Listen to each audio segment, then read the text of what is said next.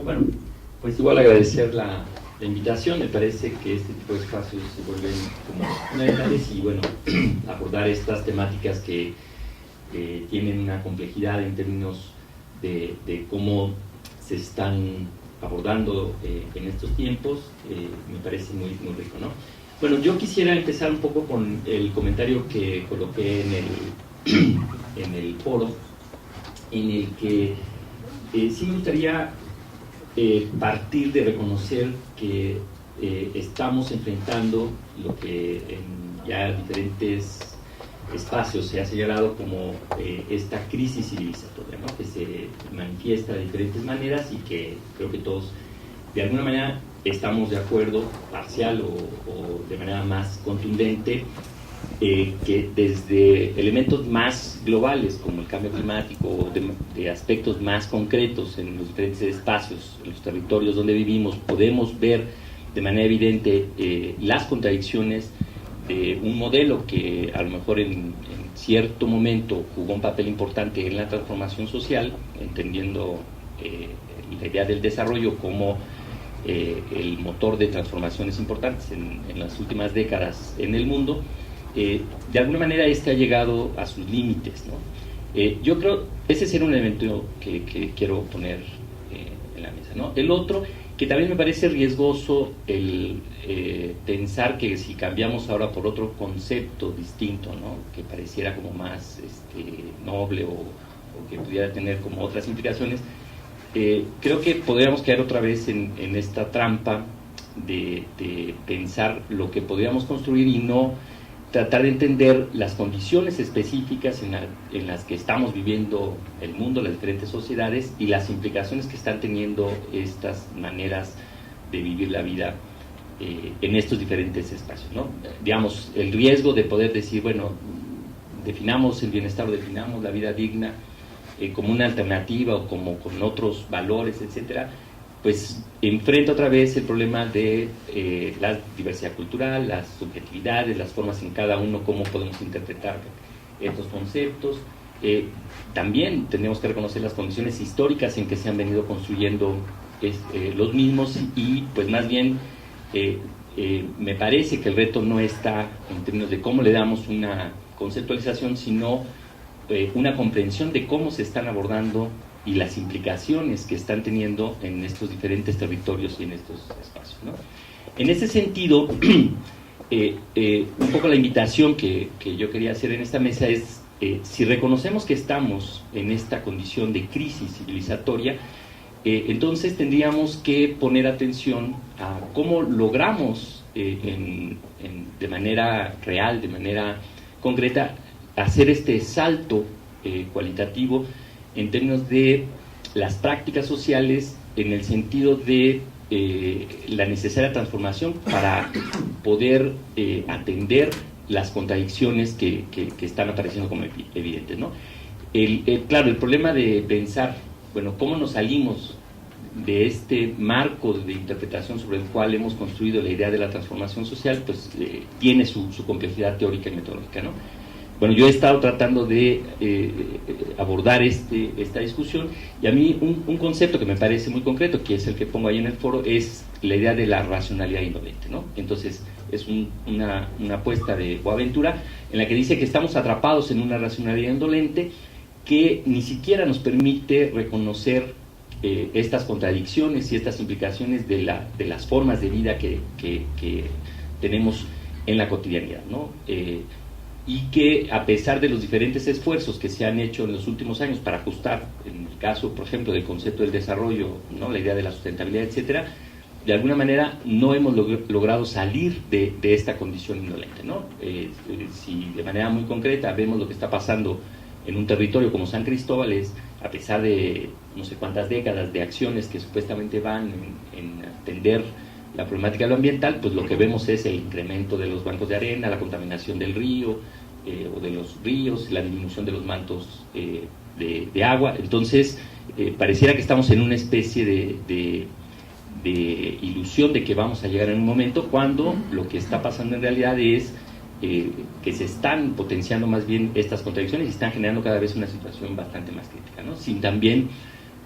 pensar en una esta idea medio fatalista que creo que tampoco ayuda, ¿no? Esta crisis civilizatoria tiene una expresión concreta no solamente en la idea del desarrollo en su marco más general, sino también en los diferentes, digamos, componentes fundamentales de la transformación social a partir de la salud, de la educación. O sea, en cada ámbito podemos encontrar las propias contradicciones de estos modelos que han privilegiado los elementos que conocemos en términos de la competencia, la individualidad, la ganancia, frente a la idea de pensar otras maneras, ¿no? Bien, en ese sentido yo quiero también hacer un planteamiento que frente a esta racionalidad indolente en la que estamos atrapados, de alguna manera también está emergiendo, algo nuevo está naciendo, ¿no?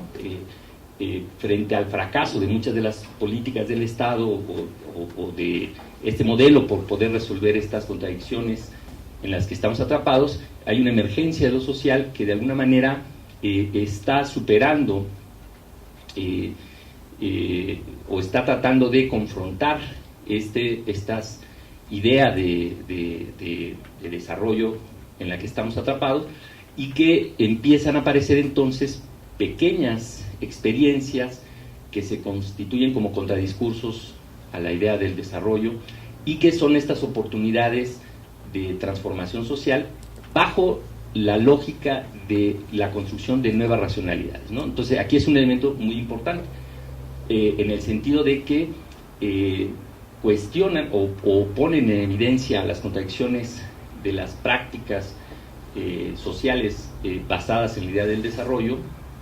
a partir de estos elementos que ya hemos señalado, y tratan de empezar a colocar otros elementos como importantes, ¿no? Entonces, la explicitación de la construcción de nuevos paradigmas o de nuevos elementos, de nuevas racionalidades, me parece un elemento fundamental, ¿no? En ese sentido, no necesariamente se tendría que desaparecer lo económico como un elemento que posibilita ciertos aspectos en la vida de las personas, pero empiezan a colocar la importancia, por ejemplo, del medio ambiente, o la importancia de las relaciones entre las personas, el reconocimiento de la diversidad, como aspectos que deberían de empezar a reconfigurar la posibilidad de estas nuevas formas de estar y de existir en el mundo, ¿no? En ese sentido, digamos, un principio sería, pues, otra vez, no voy a buscar como la zanahoria de algo nuevo, sino reconozco que hay una diversidad de maneras de pensar, de estar en el mundo, y que cada una tendría que tener un lugar, pero también cada una tendría que tener una responsabilidad de la manera en cómo se está implementando y las implicaciones que tendría con respecto al medio ambiente, con respecto a la manera en cómo me estoy relacionando con las demás personas, cómo me estoy relacionando conmigo mismo, con mi cuerpo, en la idea de poder configurar estas nuevas, una nueva ética de la existencia, ¿no? Construida entonces sobre nuevos valores. ¿Cuáles? Pues los que la diversidad de experiencias humanas nos puedan dar, en esta perspectiva entonces de resignificarnos, de poner en evidencia las contradicciones que tiene cada experiencia humana, como posibilidad de asumir la responsabilidad que tenemos y posibilitar entonces los ajustes o los cambios de manera específica en cada territorio, en cada contexto, ¿no? En ese sentido, lo que encontramos en Chiapas, yo sí quiero también ser muy enfático, que para mí el levantamiento zapatista representa, sin lugar a dudas, un parteaguas en la historia de México y de Chiapas, que al cuestionar el papel del Estado, el papel que el Estado había tenido, y las instituciones en torno a los procesos de desarrollo, inician lo que pudiera ser la posibilidad de la construcción del postestructuralismo en esta región, ¿no? En el sentido de decir, bueno, más allá de que si el Estado va a negociar o no, o va a marcar ciertas pautas, yo asumo una responsabilidad de construir en el aquí y ahora estas formas distintas de cómo quisiera vivir la vida, ¿no? En ese sentido, las escuelas autónomas zapatistas, las clínicas o todas estas propuestas sirven de base para animar procesos que después se han venido generalizando en el contexto chiapaneco y en el sureste de México, ¿no? En ese sentido, empezamos a encontrar una diversidad de experiencias que van en este camino, que tienen que ver con la permacultura, el parque humanizado, las escuelas alternativas, bueno, la agroecología. Entonces hay una emergencia de lo social que empieza a reivindicar otros valores, otros elementos, y que en ese sentido me parece que nos toca analizarlos, tratar de entender cómo es que se están configurando,